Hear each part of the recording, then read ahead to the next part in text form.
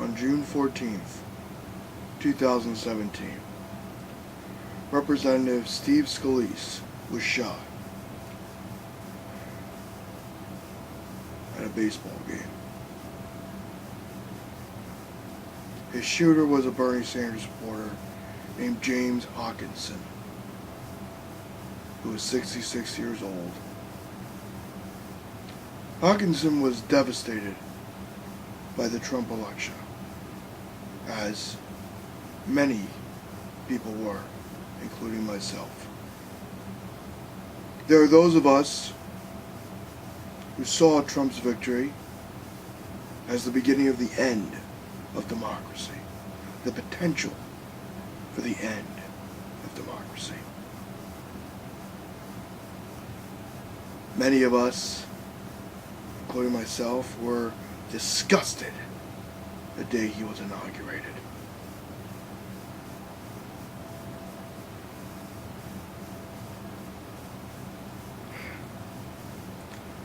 Steve Scalise has a voting record of disgrace. His voting record includes co-sponsoring SOPA, having a ton of anti-environmental legislation under his belt. He has an A+ rating from the NRA. Many leftists and some of my friends were saying, ironic, isn't it? You ready for the revolution?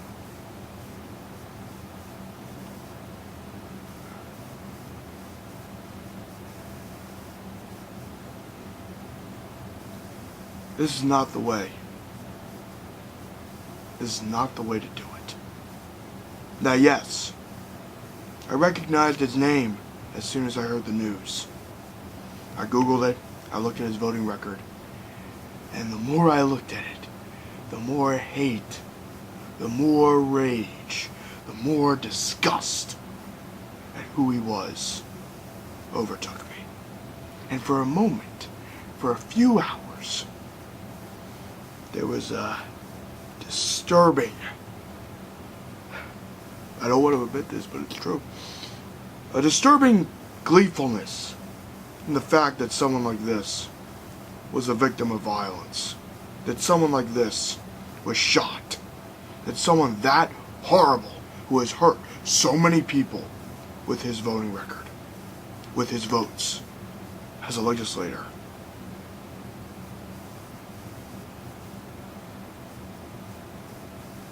When I began to feel these emotions, these morally wrong,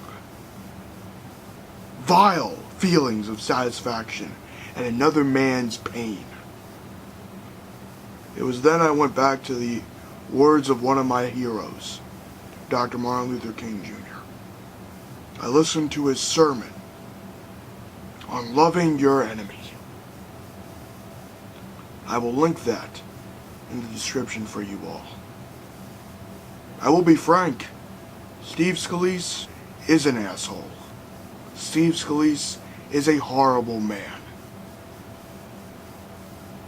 But when we resort to the gun, when we resort to an assassination attempt, when we resort to saying, fuck it, I'm gonna shoot this bastard,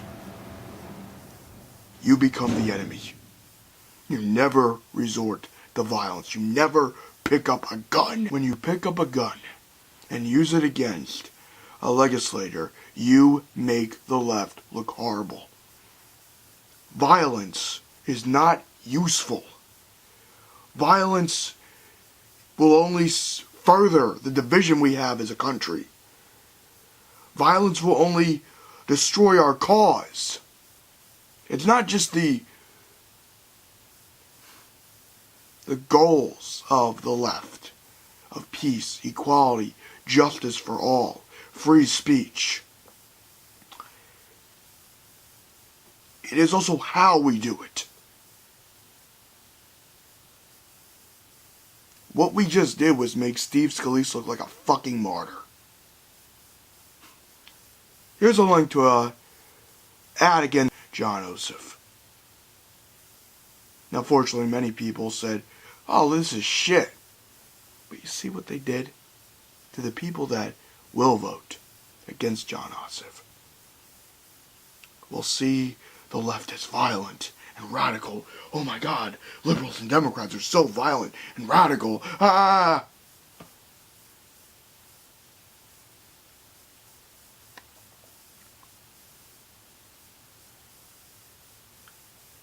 When we reach for the gun, we lose the argument. When we strike someone, we become the villain.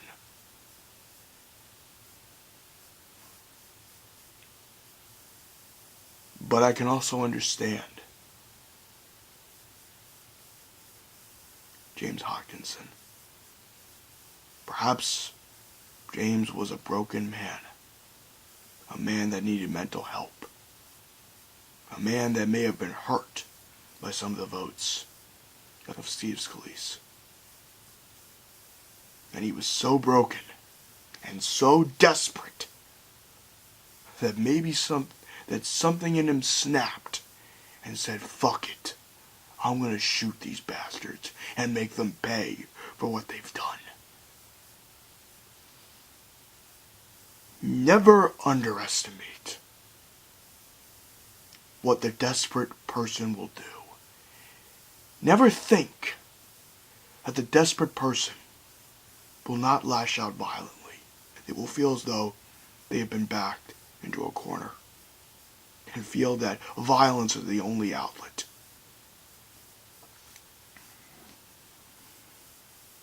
I kept thinking, if I were there during that game, would I have saved Scalise's life? Would I have pushed him out of the way? Would I have tried to get him to safety if I was at that game? Yes. The answer is a resounding yes. And I respect the police officers who took him out. I would have saved Steve Scalise's life, even though he represents everything I hate in the government. If I were at that game, I would have done it. Because it's the right thing to do.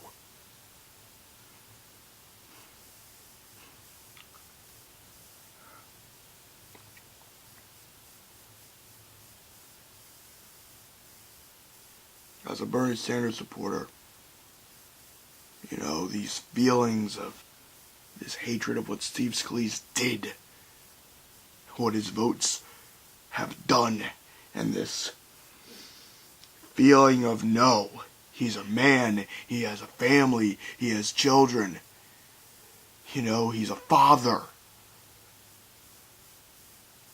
If he died, you'd be taking away someone's father. You cannot relish and revel in that if he did die. And these two sides were like, fuck him. He's the enemy. If he dies, he dies. And he is still a human being. He at least deserves basic empathy and compassion.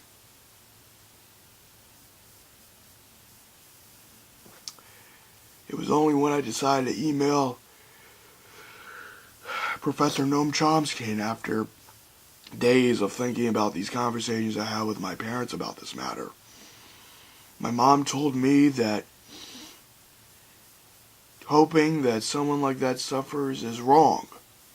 That you don't do that. That you're better than that. And my dad telling me, frankly, it's an asshole way to think, regardless of his politics. And yet I also do have empathy and compassion for James Hawkinson.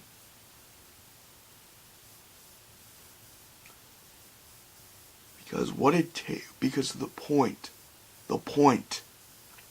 of a man just saying, fuck it. These people have hurt so many of my fellow Americans with their greed and with their corruption. And And for someone not being able to say, James, you can't do it. What are you doing? Stop. If you really want to fight, and this is the message I have for everyone who's a Bernie supporter like me. Bernie Sanders is also a student of Martin Luther King Jr. He marched with Dr. Martin Luther King Jr. When you march with Dr. King, you have the integrity to denounce violence. No matter where it comes from, left or right. You have the integrity to denounce it. And yet also the intelligence to understand it. Because it's only if you understand the root of where that violence comes from that you can prevent more violence from happening. That is what the student of Martin Luther King does. Another example I'd like to bring up here is that when I emailed Professor Chomsky, he said, your email makes sense.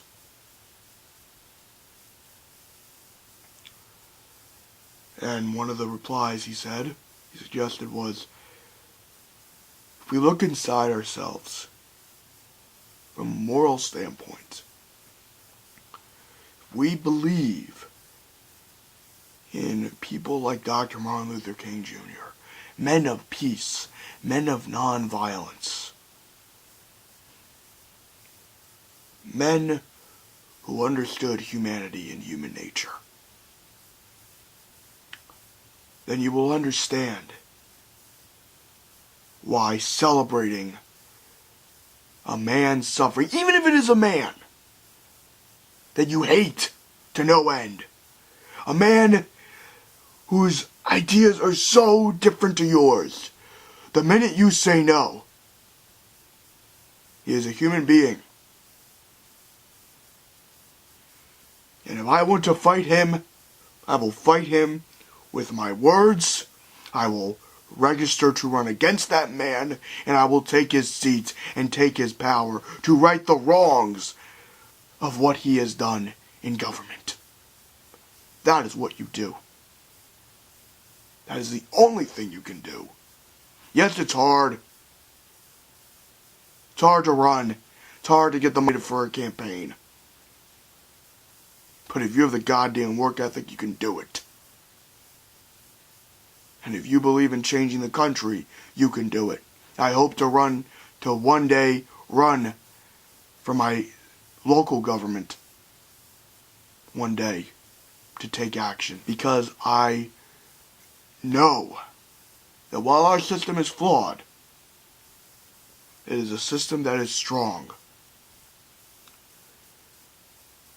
When we feel that the picket sign is weak and we reach for the gun, that's when we are truly lost. That is when we lose the battle before it even begins. The United States has the First Amendment. The First Amendment protects any form of free speech. All speech is created equal. And if there is bad speech, the antidote is more speech.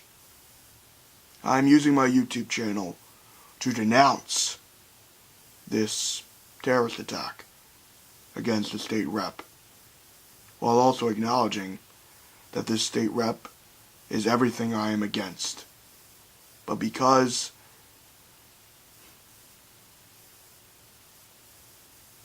I believe in the words of Martin Luther King Jr. and Noam Chomsky, because I respect men like that so much, men of nonviolence, men of peace, that I can't say or agree that Hawkinson's actions were right or necessary. Hawkinson's was a man that needed help. And I hope that one day we will have a government-run healthcare system, and we will have stricter gun laws to prevent anyone from getting weapons like these. Because It's a miracle that he was able to be subdued. And it's a miracle he was probably a terrible shot.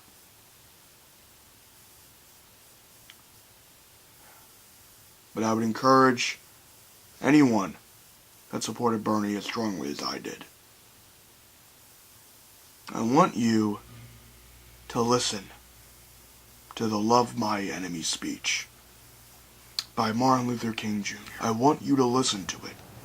I want you to listen to every little word in that speech. And listen to the bits, to the truth that is there. This is darthbriboy. Live long and prosper, and have a nice day. Remember,